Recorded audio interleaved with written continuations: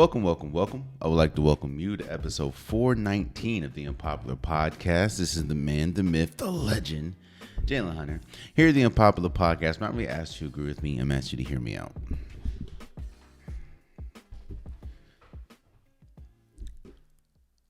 Life changes constantly. And with life changing constantly, I think it's very important to understand how to adapt to change. And every day, every second, every minute, we get older. And it's important that we understand not only do we get older, but things change with us being older. And all year, we've been talking about, is this the end of the Golden State dynasty, the Golden State Big Three?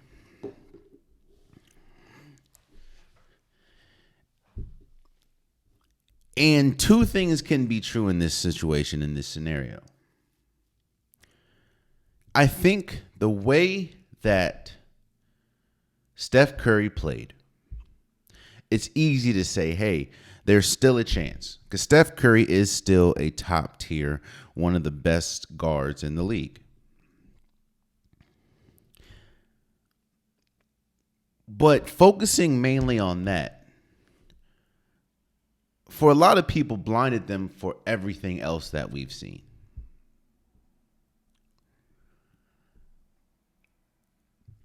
What I want to focus on and what I want to hone in on is Klay Thompson. So, Golden State, there was a lot of issues with Golden State this year.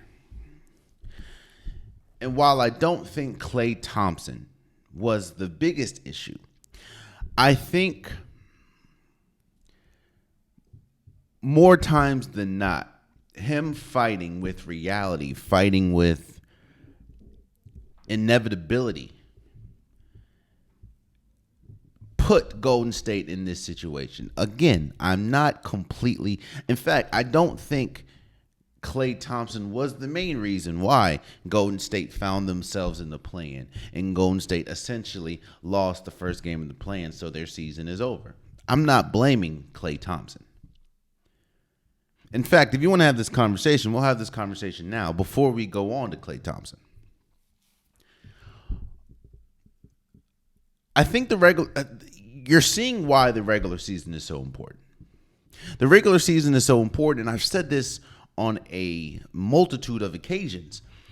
The regular season is so important because you build habits throughout the regular season. The thing that veteran-laden and successful veteran-laden teams have over a lot of people is those habits are built over time, so they can kind of slack off a little bit during the regular season if they've had a long-standing record of success.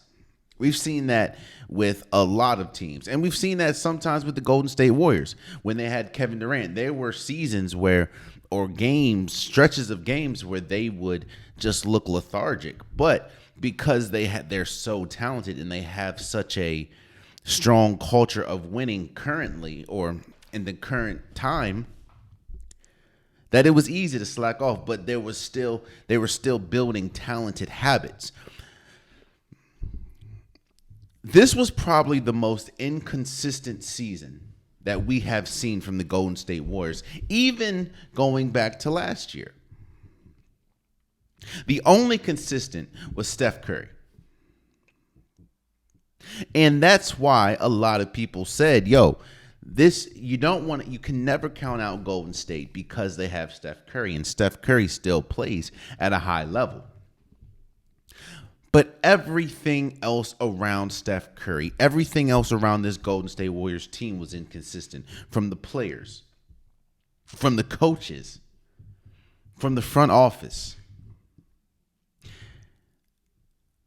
I've said this before, and when I did say this before, it was about football. But I think that this is a sports thing. The loudest team during the regular season, going into the season, is usually the team that doesn't really prosper. Usually the team that doesn't get to the promised land or hit their goals. Who were the loudest teams going into the season and in this season? The Golden State Warriors, with all the talk, the Draymond Green situation, the Draymond Green suspensions. Is this over? Is this not? Klay Thompson's contract. Jonathan Kuminga going to the press saying, I don't trust Steve Kerr. Steve Kerr and his very inconsistent lineups and his very inconsistent rotations. Golden State was one of the loudest teams this season, and going into the season was another team that was loud. The Memphis Grizzlies, everything going on with Ja Morant. The Memphis Grizzlies had one of their worst seasons in recent memory. What I'm saying is this. The collapse of this Golden State team. Father Time plays a huge part. I'm not just solely putting it on one person. I've said this so many times. Dynasties don't last forever. And name me a dynasty that ended gracefully.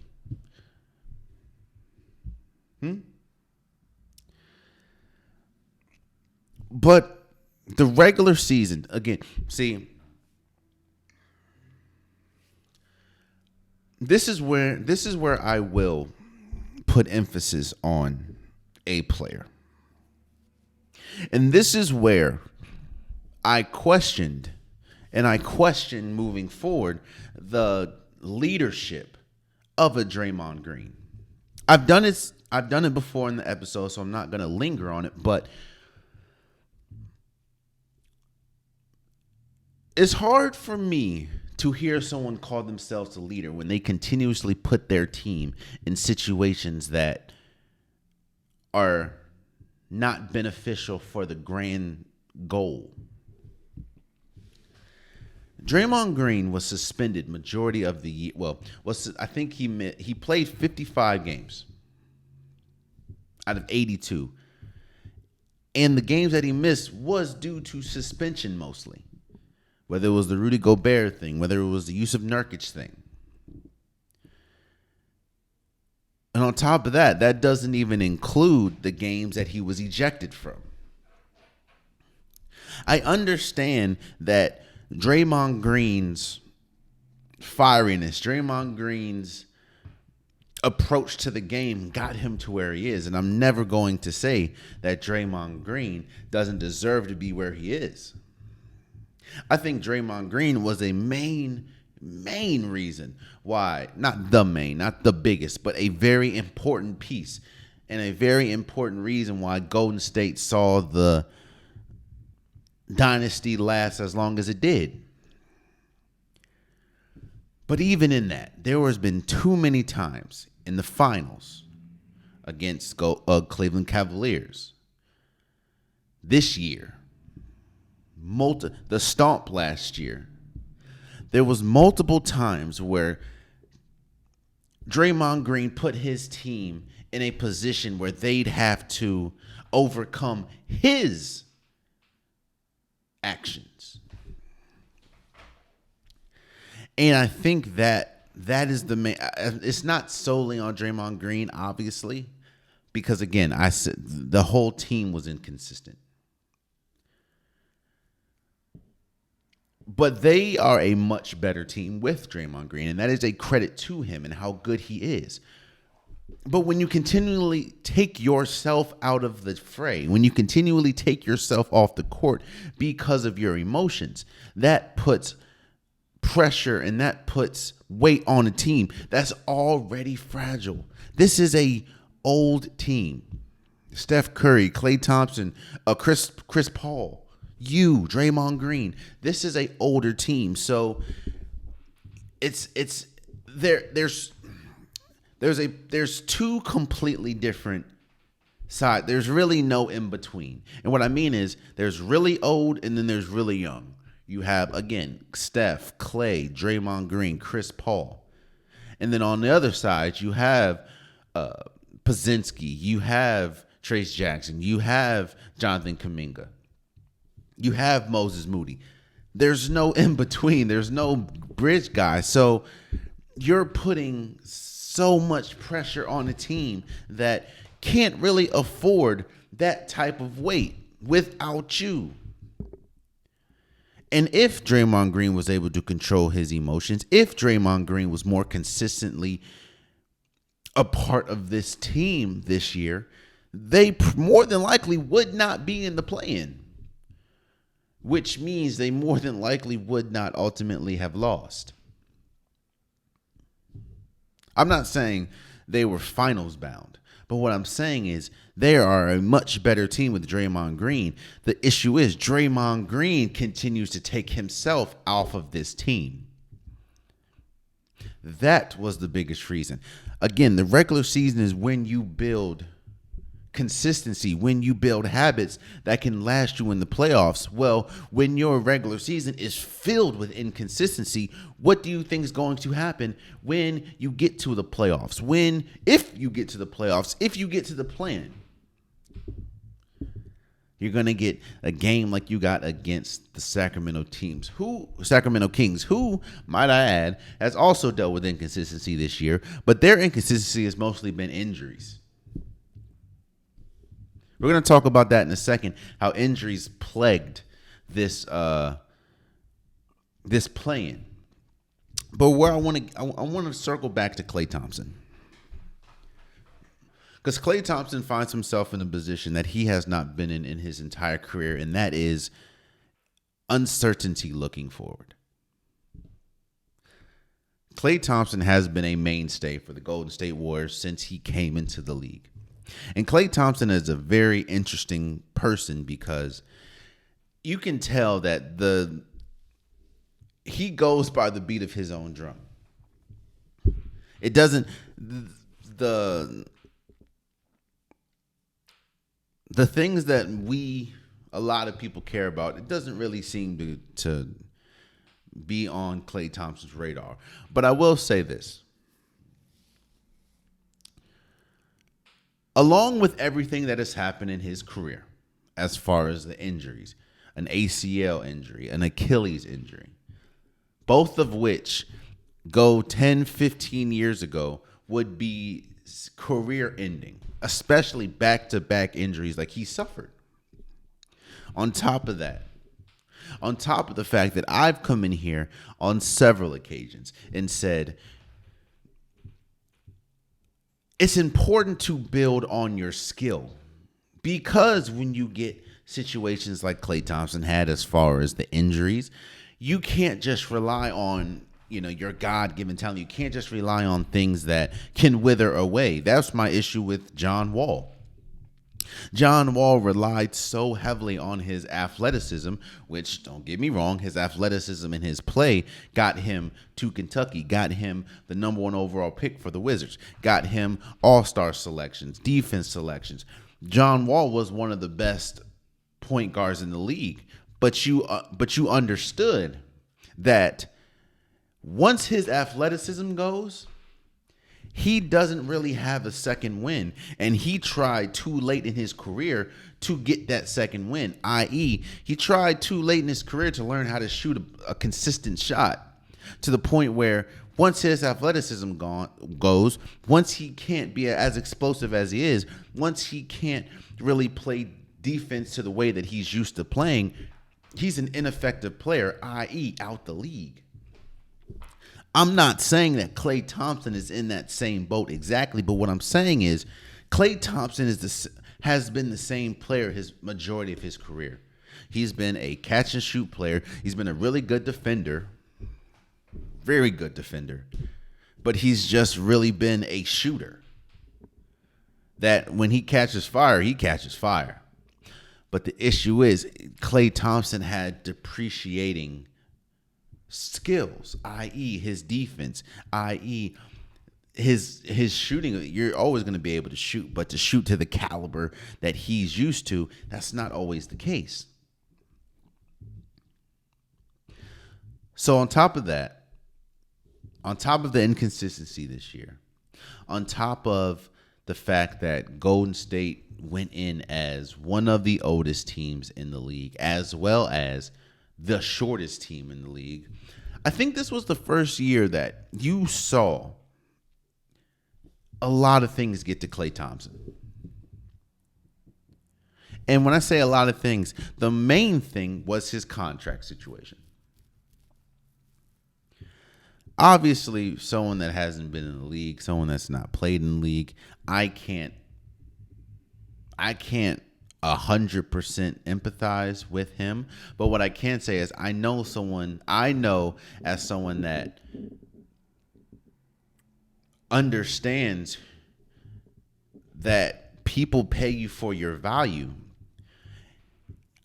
I understand how he would try to elevate his value this year. Well, the issue is it's a little too late. I'm not saying that Klay Thompson's trash. I'm not saying that Klay Thompson is just, Thanos type ash and isn't good. But what I'm saying is Klay Thompson has struggled with accepting that he's not the same. And on top of that, he hasn't built on that foundation like a Steph Curry has. Steph Curry came in, he wasn't as good a dribbler, and he had ankle issues. Well, with that, he developed a handle. He developed court vision. So this is going to be a very interesting year for Klay Thompson, or interesting offseason for Klay Thompson, because obviously he's in a situation that he's never been in, and that is a free agent. Well, possibly a free agent. Klay Thompson chose the absolute worst time to have one of his worst games of the year, and that obviously was in the plan when he went 0 for 10. Now, he has done that this year on a multitude of occasions, several occasions, where he's had stinkers or he's tried to force his shot. But to do it in the play-in when your team needs you the most, So I'm very interesting to see where he goes. I mean, you have the Lakers, he could be a good fit. The Magic, you hear that a lot. The Timberwolves always need shooters. I think his best bet is Golden State. I think when you go to a place that when you go to some place new, when you played your whole career in one spot, there's expectations that follow you there that I don't know if Klay Thompson is prepared for. I don't know if Klay Thompson is ready for. I don't know if Klay Thompson honestly deserves, and that's no disrespect to him. But when you're getting someone like Klay Thompson, you're also getting someone that is a 4-time champion. You're also getting someone that was part of a dynasty, a main part of a dynasty. And you're going to go to a team where you're looked at, some of those teams, like the Magic, you're looked at to be the man. You're looked up to be a culture changer. Well, I don't know if that's Klay Thompson. And that's no offense to Klay Thompson. I think his best bet is to stay with Golden State, but again, I don't know if Golden State. See, the thing that people don't like to talk about, but it is true, is money dictates sports. Not just for the teams, but for the construction of teams. And the reason why Golden State was able and willing to pay over the luxury tax year after year after year is because it resulted in wins. If I'm a billionaire, I don't care if I'm paying over the luxury tax if I continue to get championships year after year, and those championships draw more revenue and I get more fans because there's more eyes looking at my team. If I'm gonna pay 30 million and I'm a billionaire, what is that to me? But what I look like paying 30, like 150, 300, 400 million dollars over the luxury tax for a team that can't even make the playoffs. That's why I said in one of the recent episodes I said if this team doesn't make it, I expect, I'm not going to say a full blow up, but I definitely expect major changes, because you can't justify, this is the second year in a row that they either underachieved as far as, well, they either didn't make it to a conference finals or didn't even make the playoffs. In fact, they haven't made the playoffs in 3 of the last 4 years, I think.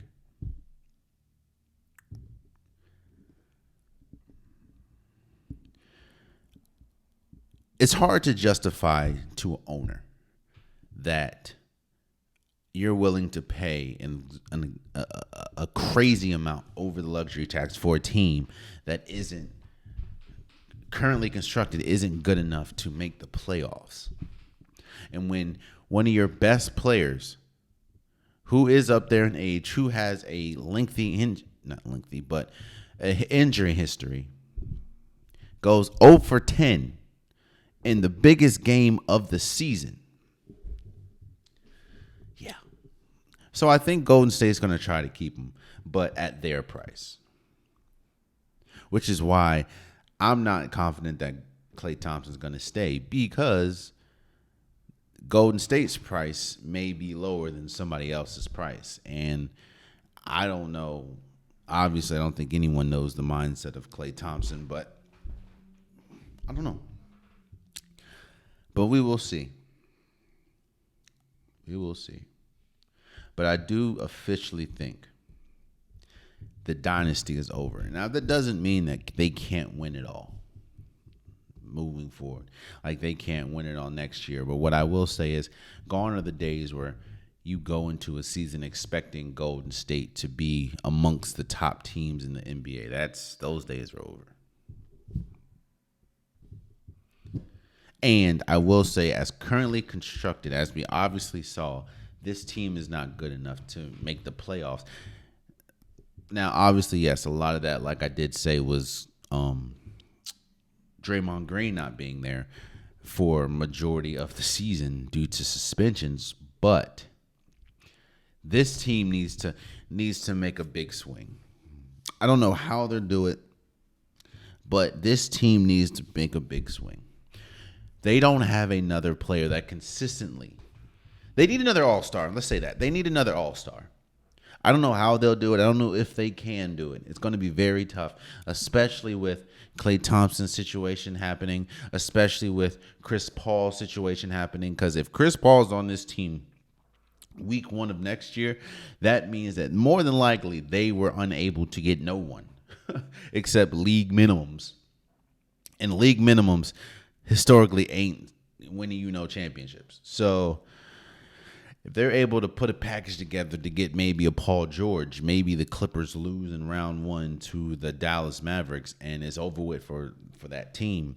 Maybe you can get, if you get a Paul George, I think that definitely opens, and you're able to keep Klay, that definitely opens that window, that championship window. Maybe not dynasty window, but championship window.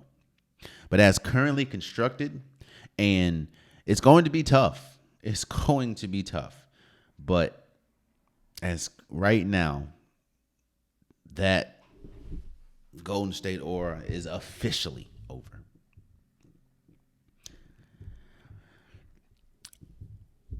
I talked about the play-in being one of the best things that have happened to the NBA because of the urgency and because of the importance of the regular season now. Hell, again, we just talked about it. If Golden State was more consistent during the regular season, if Golden State was, built those habits, and if Draymond Green wasn't in and out of the lineup all the time due to due to suspension, they probably could have been a 4 or 5 seed. Again, I'm not saying they would win a championship, but I'm saying that they would at least be in the playoffs. So the play-in has been one of the best things that have happened to the league since its inception. And when I mean inception, I mean the play-in inception. And as I'm recording, it is Friday afternoon. So the games have not happened tonight. The games tonight is the Chicago Bulls and Miami Heat playing for that last 8th spot, and the Sacramento Kings going up against the New Orleans Pelicans. This year's plan has felt different, though. Still exciting. Don't get me wrong. Still exciting. But this year's plan has been riddled with injury. Almost, not all, but almost every team has dealt with injury in this plan. And injuries that aren't just a tweaked ankle. Like, these are series-changing injuries. Whether we talk about, the Bulls and going in not having Zach LaVine. We talk about the Heat losing Jimmy Butler to an MCL injury. And he's going to be out. Even if they win, and again, I'm shooting this before the games happen, but even if they beat the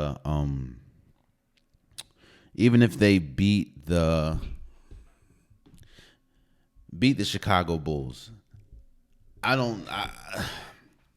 don't see much success happening to them in the playoffs without Jimmy Butler.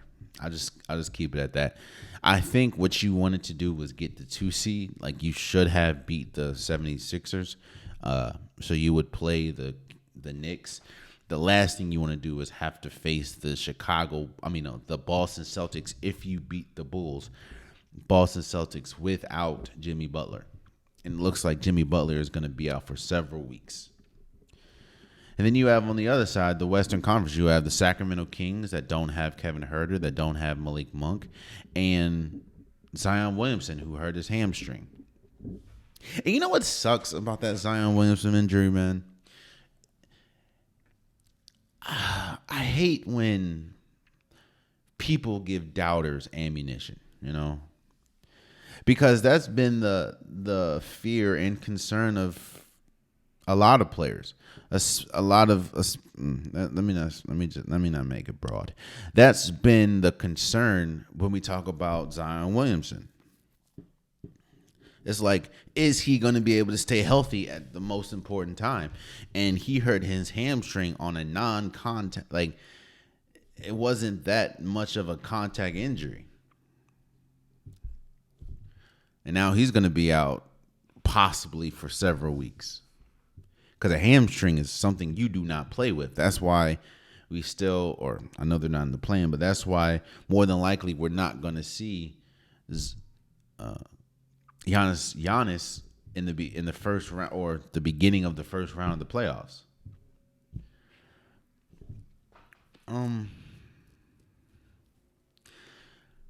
But I think that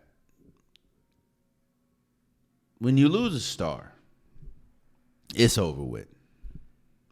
I don't care who you are. I don't care what team. And you lose a star, it's over with. Especially on a team that is fighting for their hopeful playoff lives. I'm not saying it's over with as far as they could still beat the Bulls. Again, I'm recording this before the games have happened, so I don't know. But it's over with for all 4 of these teams. And what I mean by that is, if New Orleans wins and Zion can't play, it's over with for them. The Thunder are going to make easy work of them, as well as the Kings. The Kings can catch fire, yes, but when you get to the playoffs, when you're playing a team that is statistically better than you in almost every way, that's when you need all your players, and you're not going to have Kevin Huerter. You're not going to have Malik Monk. It's crazy how I look at all 4 of these teams and think to myself, these are all pretty much, lack of a better term, lambs to the slaughter. I don't see a 1-8 upset with the Heat and the Bulls because Jimmy Butler's. I understand playoff Jimmy Butler's a thing, but Jimmy Butler is probably not going to be there for the playoffs. It sucks, man. It sucks.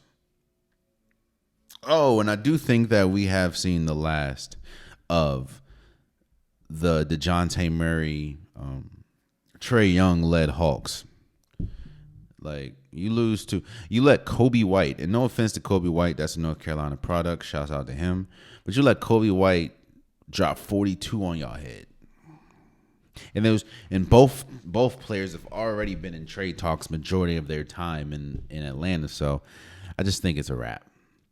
I will say shout out to the NBA because the play-in, even though injuries have riddled throughout the play-in, it has been very interesting. I mean, hell, the Lakers squeaked by because Zion Williamson. The Lakers were up like 18 points, and the New Orleans Pelicans hawked them down. And to me, if it wasn't for Zion getting hurt, the Pelicans probably would have won that game.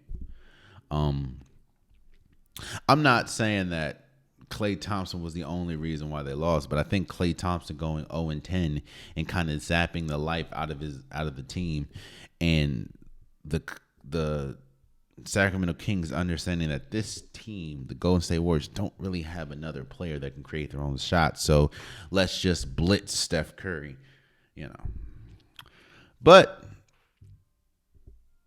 again, I'm recording this before the play-in game, so I don't know. We'll probably talk about him. We'll probably talk about the playoffs next episode. But hey, it's been good. Speaking of it's been good, let me give my all NBA, all defense, all rookie teams. Let's start with, I think, the all NBA third team is where I'm going to start. Now, what's frustrating about this, and we knew this was going to come, but now that it's here, it kind of put a dampers on the whole process, and this is obviously my prediction, and this is no offense to anyone that essentially is going to be on the official list.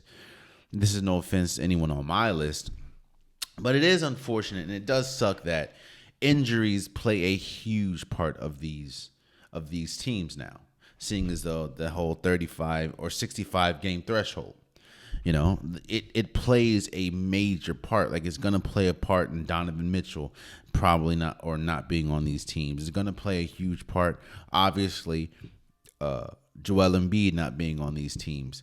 Like, Joel Embiid probably would have won the MVP if he continued at the rate that he was before his injury.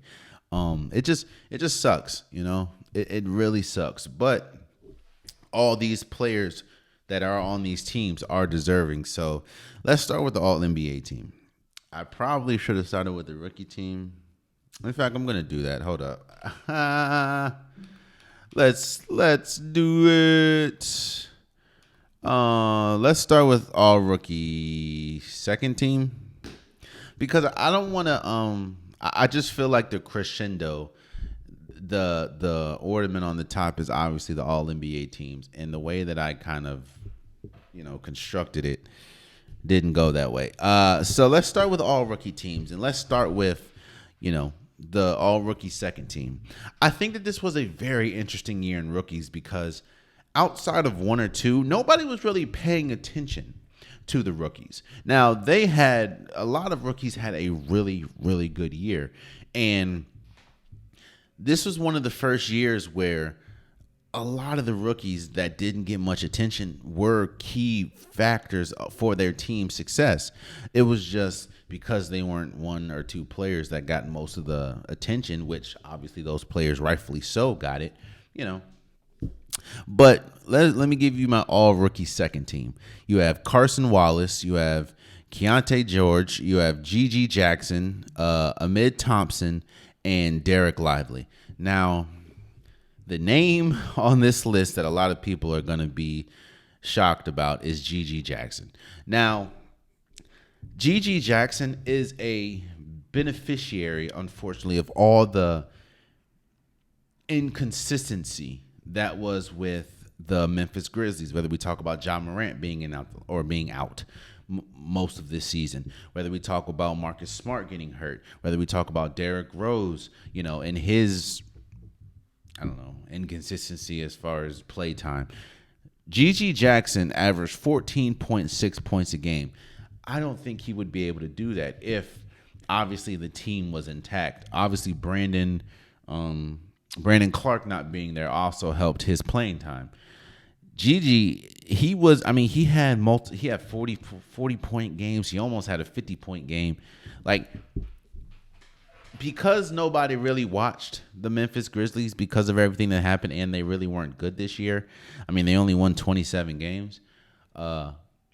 They may have overlooked, how good he was, but Gigi Jackson was great. Along with Carson Wallace, he played on a very stacked team.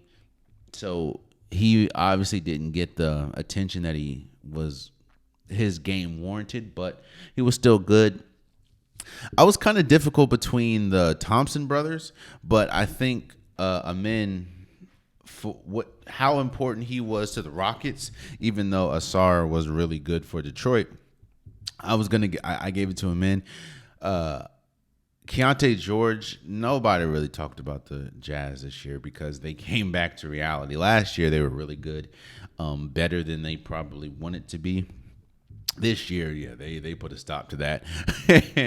And Keontae George, he was out of Baylor, I believe. He was really good. And Derek Lively, Derek Lively was a very important cog for the even though he did suffer some or lose some time due to injury, and condolences to his family. I think he lost his mother. So I pray for his strength. But he was really good on the court. That's why my all-second team is Carson Wallace, Keontae George, J.G. Jackson, Amen Thompson, and Derek Lively. My first team. Now, my first team is Brandon Podziemski, Jaime Jaquez, Brandon Miller, Chet Holmgren, and Victor Wembanyama. To me, those were the five best rookies in my opinion.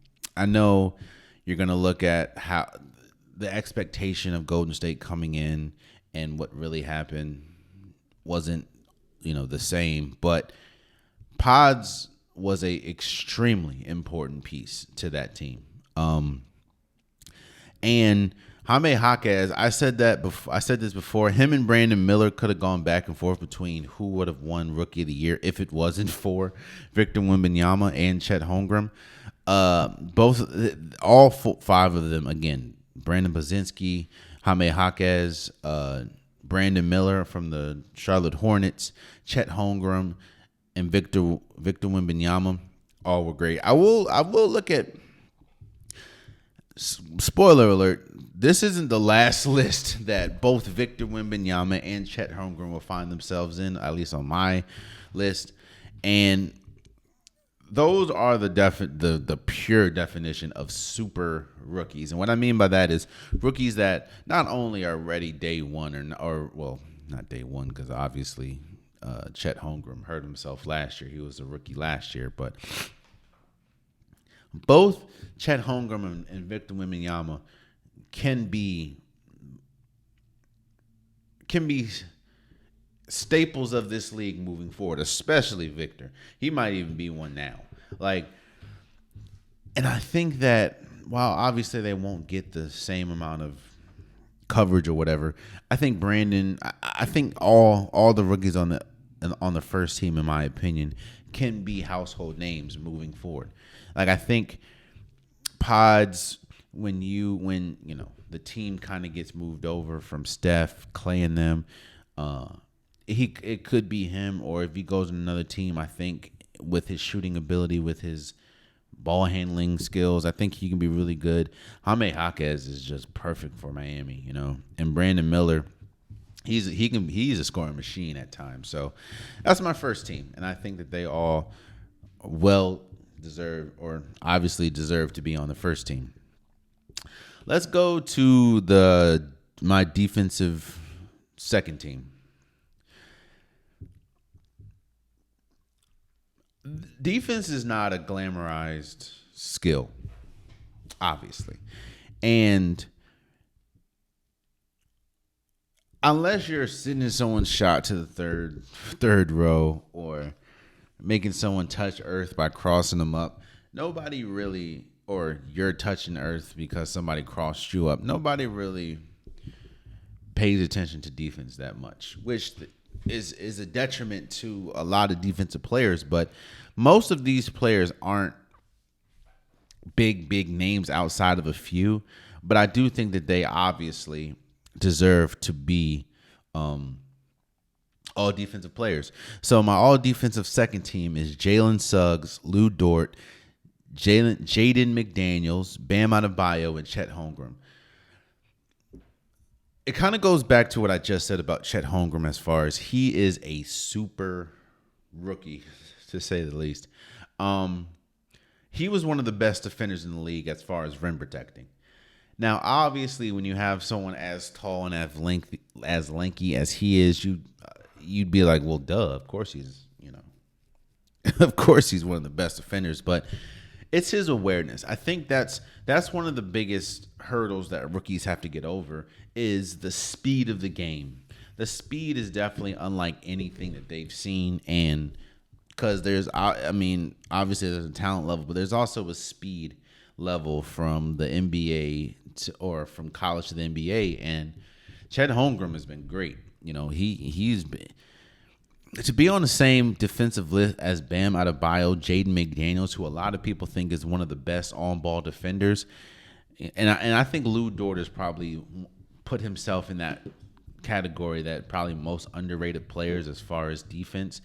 You never really hear his name when we talk about Defensive Player of the Year, when we talk about all defensive teams. But he may not even be on the official all defensive teams. But I think Lou Dort is a very important cog, not only to the Oklahoma City Thunder, but to how defense is played in the NBA. And a lot of mainstream men are talking about him, but I think Lou Dort is good enough to be on my all defensive second team. Then you have Jalen Suggs.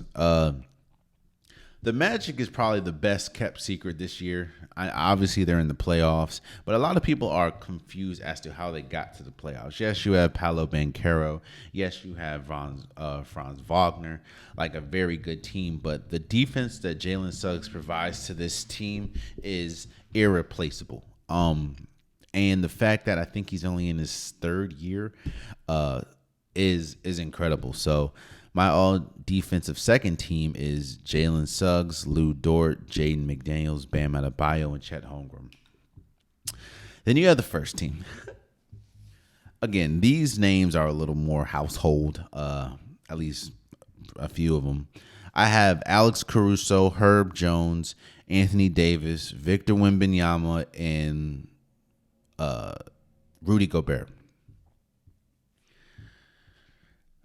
The one thing that I hate about voting or the voting for these awards and everything is I feel like when the media and when people have their sight set on somebody, it sticks with them. Like there's really nothing you can do. Now, I will say this. It's looking like Rudy Gobert is going to win his fourth Defensive Player of the Year award, and I think that he would be, I could be wrong, but I think he's the first player to ever win four. He would be the first player to ever win four. If he does win it, which is looking like it's a foregone conclusion, then congratulations to him. He has been one of the best defenders, whether we talk about, rim protecting. He's obviously been one of the best rim protectors, and just his defensive pressure for a team, or his defensive presence for a team that definitely needs it, especially when you see how Karl-Anthony Towns, who isn't the best defender, but Karl-Anthony Towns has been out most of the year due to an injury. But my frustration comes when you look at what Anthony Davis has done.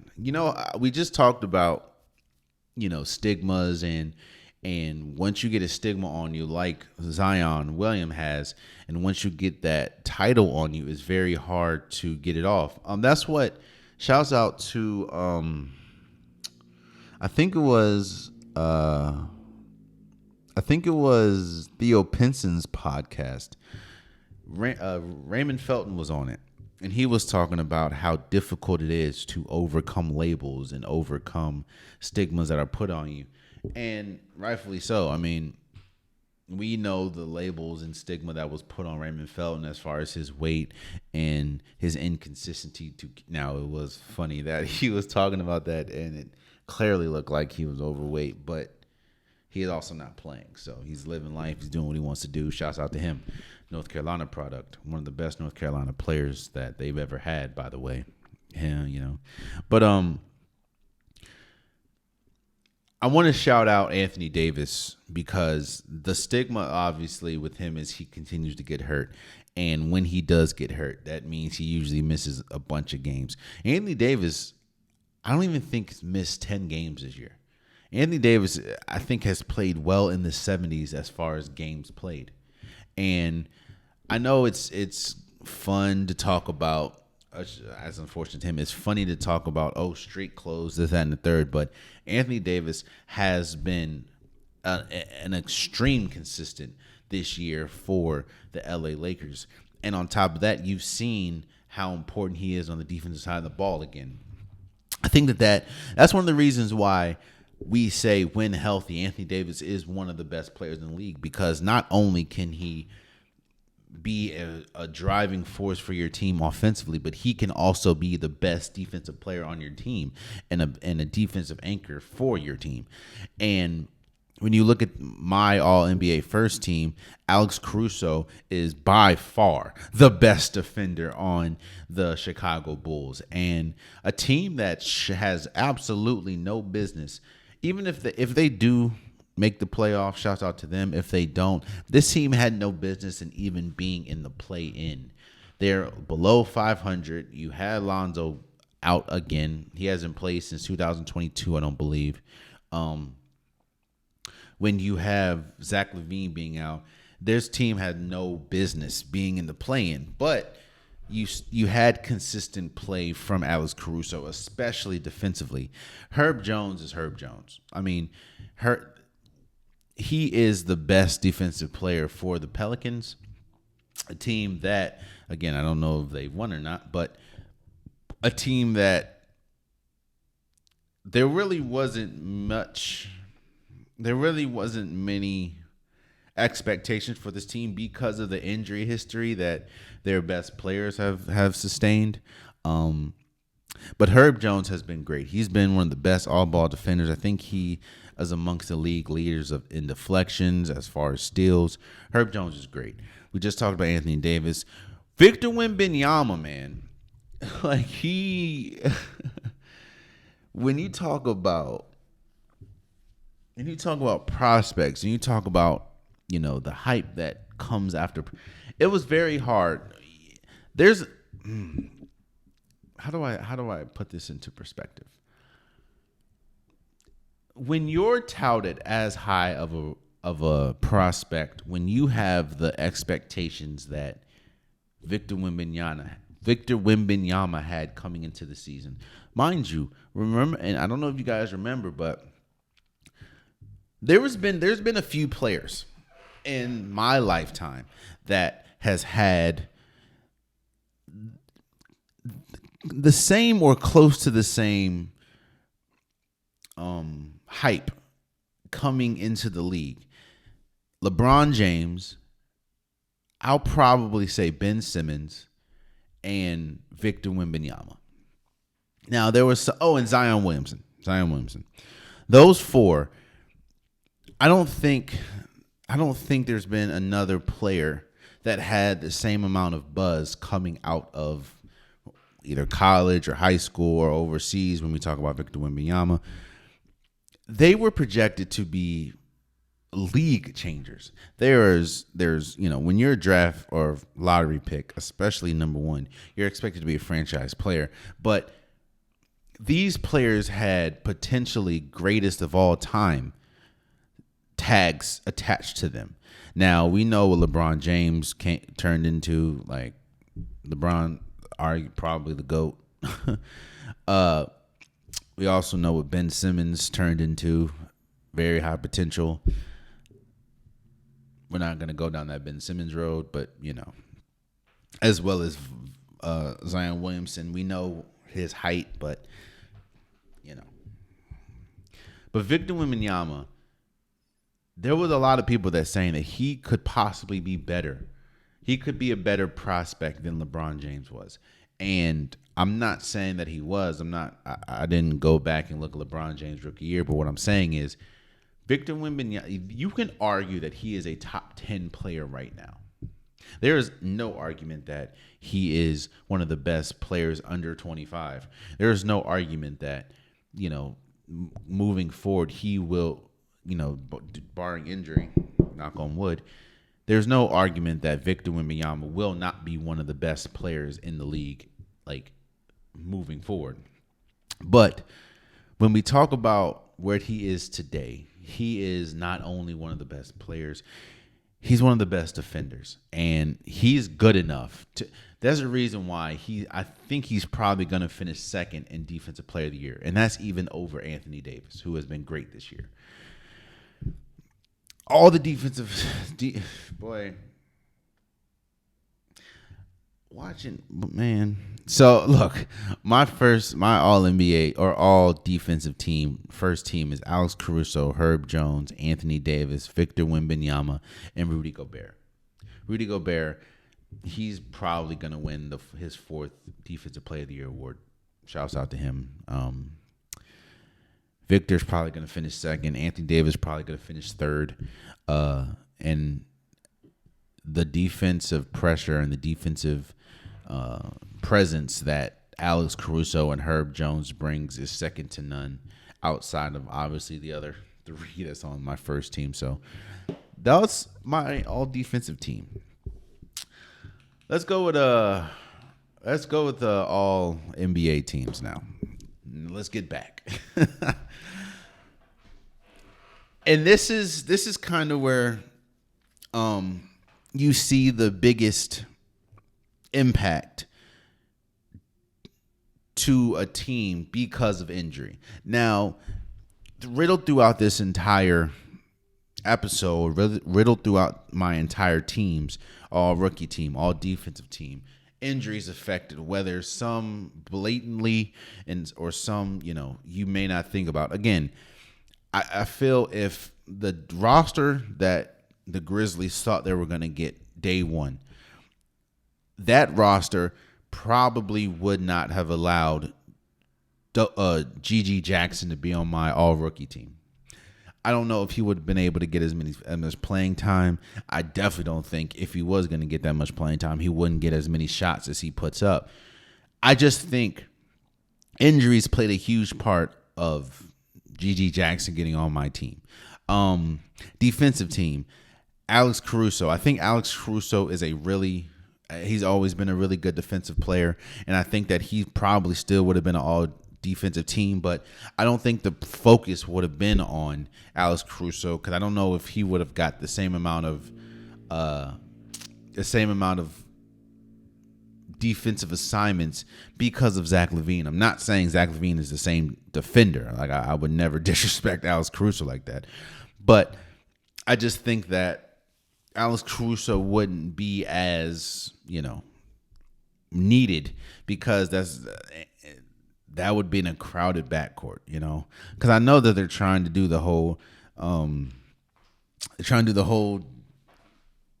DeRozan playing small forward, power forward, but don't get me started on that. But like I said, I think that these all NBA teams are definitely especially the all NBA teams is definitely a product of injuries. And as unfortunate as it is, and as all of these players are definitely deserving of being on the team, it just sucks, But this is my all NBA third team. I will also say this before I give my third team, before I give all my teams. Not only was this difficult due to injury, but this was probably one of the first years that it was extremely difficult to make these teams, because it felt like you were snubbing one player or snubbing The criteria, it was very hard sticking to a criteria. I'll just say that it was very hard sticking to a criteria because I can make cases for all 15 of these players being on the first team, So, yeah. But here's my third team. You have Tyrese Maxey, Tyrese Halliburton, Jaylen Brown, LeBron James, and Victor Wembanyama.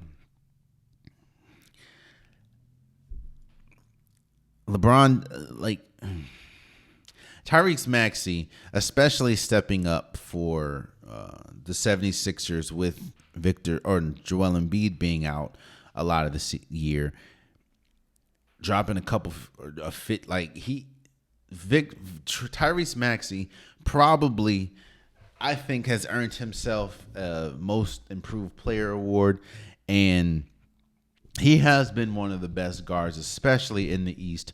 He's been one of the best guards. You can't. That's inarguable, especially when you look at the stats and you look at everything that he's done, as well as Tyrese Halliburton. The reason why I have Tyrese Halliburton on the second team is because there was a steep drop off from how he played in the beginning of the year to how he played at the end of the regular season. Now, I will attest that I believe he's not 100% healthy. He hasn't been since, he got hurt, but I do think that there were some incentives of him playing. Obviously, we don't need to get into that, but I think that Tyrese Halliburton is playing through injury, and even with him playing through injury, he's still a very good player, and he still had had the best year of his career, and that's why I have him on the third team. I just think if his play was able to stay as consistent as it was in the beginning of the year, he probably would have been in my second team. But Jaylen Brown, he's the second most important player and the second best player on a team that is record-wise the best team in basketball, and that is the Boston Celtics. I've said this multiple years now, but I think this is the biggest team. Well, this is probably the team. Like, this year is the year that I mean it the most, and that is if this Boston Celtics team that has the best record in the NBA, that has the deepest team, that has the best starting five, that has arguably two players that I think are going to make the All-NBA team, that has a champion on the team, or if they do not win a championship this year, it's never going to happen, like, ever. But that also is a testament to how good this team is and how good Jaylen Brown has been. So I have Jaylen Brown All-NBA third team. I know people are probably going to hear it and say Brown on third team is a snub. I think LeBron James has been incredible this year. I think LeBron James is continuously holding off Father Time to an extent. I think that he's obviously getting older, and he obviously can't do what he did when he was in Cleveland, when he was in, Miami. But LeBron James has still been great, and LeBron James is the main reason why the Lakers find themselves in the playoffs. Like, he's the main. I do think that Anthony Davis is also a big part, and the play of D'Angelo Russell. No, a lot of people don't talk about him, or when they do talk about him, he's like the butt of the joke. But D'Angelo Russell has been really good, so shouts out to him. But yeah, I have LeBron James third team. I just think that there have been players at the forward position that have been better and more vital for their team's success. So yeah, I have Bron, and then Victor Wembanyama. Again, you can argue. I know he's been on every single team, rookie team, defense team, and now All-NBA for me. You can argue that he's a top 10 player in the league, and you can't really argue that for any other rookie. Chet has been great. Chet has been incredible, but I just think Victor is just better. And I think it's going to reflect that, especially when we talk about Rookie of the Year. So again, my third team is Tyrese Maxey, Tyrese Halliburton, Jaylen Brown, LeBron James, and Victor Wembanyama. Then you got the All-NBA second team. My All-NBA second team is Jalen Brunson, Steph Curry, Anthony Edwards, Domantas Sabonis, and Anthony Davis. Jalen Brunson, what he's doing with the New York Knicks, being able to take the New York Knicks when they lose one of their best players in Julius Randle, and you don't have Mitchell Robinson for a lot of the season. In fact, you don't have Hartenstein for a lot of the season. It's just most of the players on this team have been in and out of the lineup due to injury. And because of the play of Jalen Brunson, you're able to elevate this team, that is the New York Knicks, to the second seed in the East. I think that's been incredible. There's a lot. I'm sure. I don't know if you will, but I know that there's going to be. I think there's going to be at least one or two votes for MVP for him. I don't think he is the MVP, but again, what he's doing for this team and his importance to this team is is immeasurable. Jalen Brunson has been great. Now, I know a lot of people are going to say, why the hell you got Steph on this team? And how is Steph on the second team and Tyrese Maxey and Halliburton, two players that are in the playoffs, how are they not in it? We have talked all year about Golden State. We have talked all year about the state of Golden State. And one thing that we have said consistently is Steph Curry, it's real. The most consistent player on this team is Steph Curry.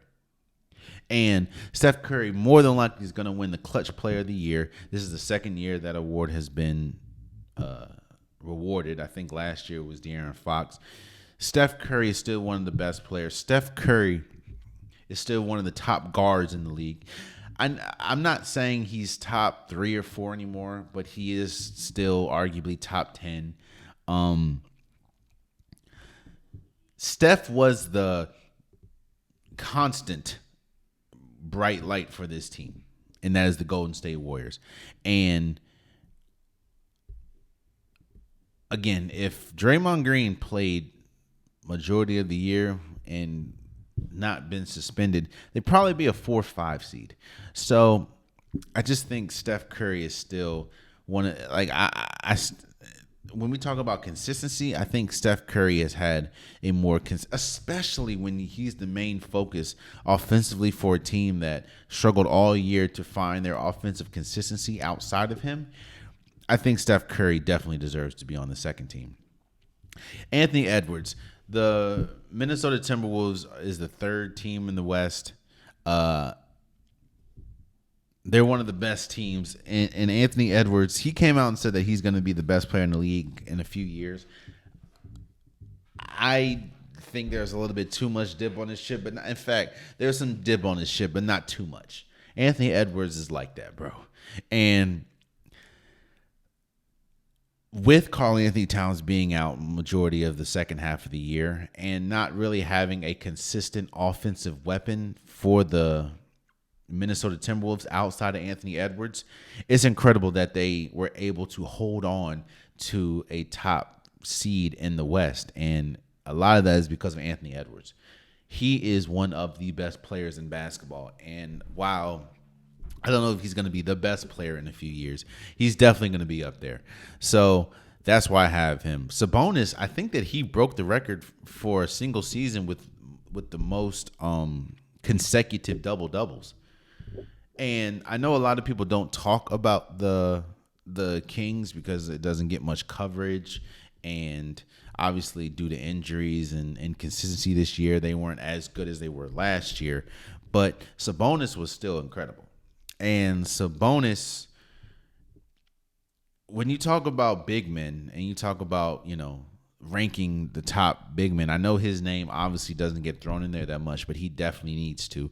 Sabonis is great. So that's why he's on my second team. And Anthony Davis, again, you have to reward things that are unexpected, and you have to reward. The Lakers are in the playoffs, and Anthony Davis has been one of the best consistent centers this year, or big men this year.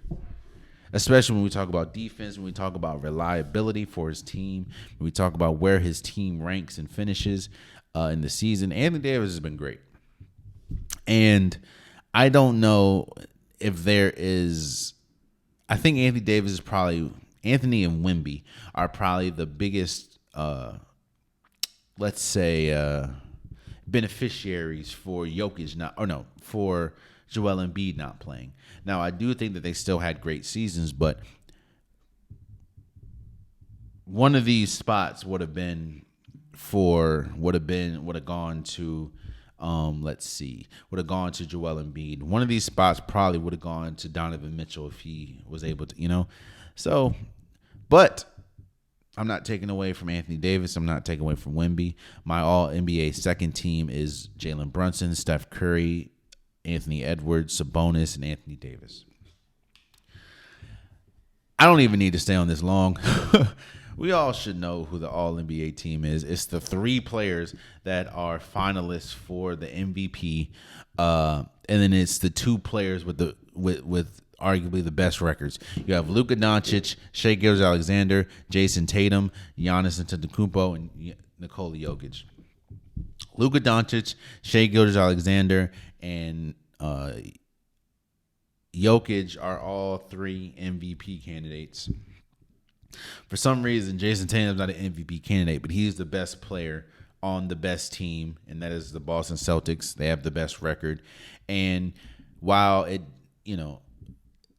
this season didn't look exactly how we thought it would look when the Bucks got Damian Lillard, Giannis has still been incredible when he's on the floor. And those have Shai Gilgeous-Alexander, Luka, Jason Tatum, Jokic, and Giannis have been clear-cut the best five players in this league, hands down, this year. And it's only right and obvious that they are my All-NBA first team. So, and I think if those five do not make the team, I will say this. The reason why I said that Anthony Davis and Victor Wembanyama were probably the biggest beneficiaries for Joel Embiid, or because Joel Embiid wasn't on this list. Of course, they were awarded to a lot of other players. I still think the voters would have a tough time on their hands. I think Giannis probably would have been the person that goes to the second team, but every single player, Luka, Shai, Tatum, Jokic, and Giannis, all of them, even if Joel Embiid, even if Donovan Mitchell was able to play or able to be on these teams, they would still make it. So those are my All-NBA teams. Those are my All-Defensive teams. Those are my All-Rookie teams. And, yeah, let's go all the way back. And let's have this conversation for a second. You have the unpopular topic of the day.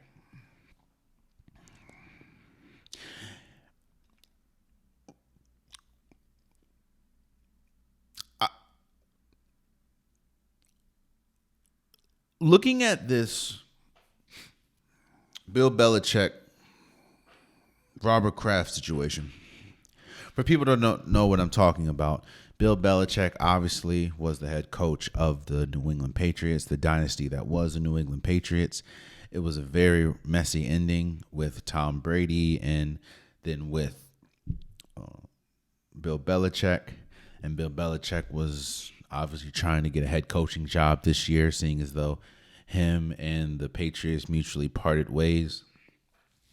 And reports came out and were confirmed that Robert Kraft, who was the owner of the New England Patriots, was calling teams to discourage them from hiring Bill Belichick, who was obviously his former head coach. And,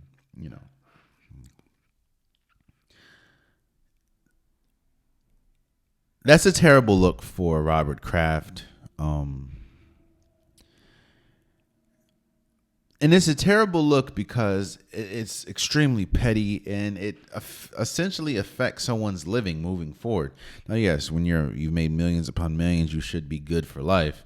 But it essentially affects what they do moving forward. And if I'm not with you anymore, if I'm not part of your company, if I'm not part of your team, why are you affecting, what I'm doing? But I will say, on the other hand, this is exactly what happens. And this is why it's very important. I'm not saying if you want to burn a bridge, do your thing. You do what you want to do, you know. But this is why it's so important to not burn bridges. Because while this is one of the first times we've seen this, we've seen this as far as mainly talked about. This happens all the time, not just in the NFL. Like, yeah, it's a bad look for him. But if you watch the Dynasty documentary, it did not paint Bill Belichick in the best light at all. Like, when you are rude to people, when you talk to people any type way, when you're very rigid and stern, it rubs people the wrong way. So then now when you need to lean on relationships, because that's essentially what working in sports is leaning on relationships, whether that's a player, head coach, the media, you get situations like this. Again, Robert Kraft isn't the first and most definitely won't be the last person. That's why they talk about references in any job. When they say, yo, you got any references? That's what it is. Robert Kraft is always going to be a reference. And when you hear things like don't trust Bill Belichick, he's not good to work with. I said this before about Bill Belichick, and I say this a lot. Winning takes you so far. Winning can take you to a lot of places, but once winning stops, it really shows you how you're really viewed. Klay Thompson can put up the 4 for 4 championships all the time, but when you're not winning now, and you need to see what your value is, now people are going to start having honest conversations about you. And I'm not saying Klay Thompson's trash, but what I'm saying is things that people maybe weren't able to say because you were winning 4 championships, things that people weren't able to say because you were, winning all those Super Bowls. Bill Belichick, now that you're not winning and now that you need me, yeah. Now you're about to see how people really feel about you. So I do think it's petty. I do think it's a terrible look for Robert Kraft, but I'm also not surprised. Everything that we've heard from Bill Belichick, everything that we've seen from Bill Belichick, whether we talk about the draft, whether we talk about some of his former players, how they talk about him. I don't know one player that has ever come out and said that Bill Belichick is easy to work or easy to play under. They didn't say he's not a good coach, but easy to play under, I don't think I've heard that once. That's all I'm saying, man. Just understand that this isn't the first and this won't be the last time somebody discourages an organization, a team, an entity from somebody else getting a job. It's all about relationships, man. So, and there you have it, man. That's been today's episode of the Unpopular Podcast. I truly, truly appreciate you guys. If you want a Unpopular Podcast shirt, hoodie, sweater, long sleeve joggers, the link is in the description below. I have multiple different colors, multiple different designs. Get your Unpopular Podcast merch today. Also, please subscribe to the YouTube channel. I'm trying to get as many subscribers as possible. I truly appreciate you guys that have subscribed and telling people to subscribe. If you like the content, if you support the content, tell a friend to tell a friend to tell a friend to subscribe. It definitely means a lot. Also, I understand that some people only watch me on YouTube. Some people listen to me on DSPs. If you do listen to me on DSPs, subscribe, follow whatever DSP, whether that's Apple Podcasts, whether that's Spotify, whether that's SoundCloud. It definitely means a lot. I appreciate everyone that supports me. So if you do just listen on the DSPs, subscribe. It means a lot. Also, follow the socials. Follow Instagram, follow TikTok. I post pretty much daily. That's where, the fastest way to get to me. We can debate. You can talk about how much you like my take. You can talk about how much you hate my take. That's probably the best place to do it. Obviously, all the links are in the description below.